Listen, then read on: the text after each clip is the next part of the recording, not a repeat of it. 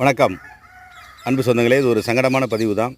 நேற்று பார்த்தீங்கன்னா டெல்டா மாவட்டம் தம்பிக்கோட்டையில் பார்த்தீங்கன்னா பலத்த காற்று, அதாவது குட்டி கஜான்னு தான் சொல்ல முடியும்.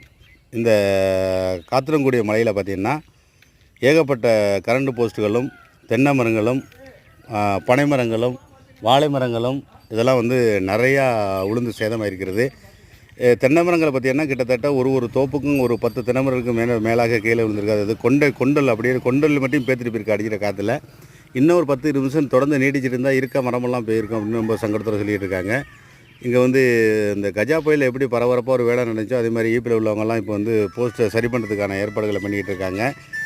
இது ஒரு குட்டி கஜான்னு தான் சொல்கிறாங்க.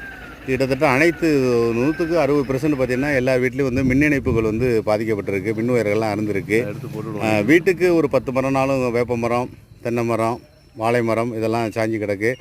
மக்கள்லாம் இப்படி கஜா புயலில் ஒரு சூழ்நிலையில் இருந்தாங்களோ இப்போ மின் இணைப்பு இல்லாமல் பாருங்கள், கொண்டலோடு அப்படி சுற்றிக்கிட்டு போய் 1/2 கிலோமீட்டர் 1 கிலோமீட்டர் தள்ளி போய் கொண்டலோட தென்னை மரங்கள் சாஞ்சிருக்கு. இது பெரிய தம்பிக்கோட்டை பகுதியில் பெரும் பாதிப்பை ஏற்படுத்தியிருக்கிறதே தெரிவிக்கிறோம். நன்றி.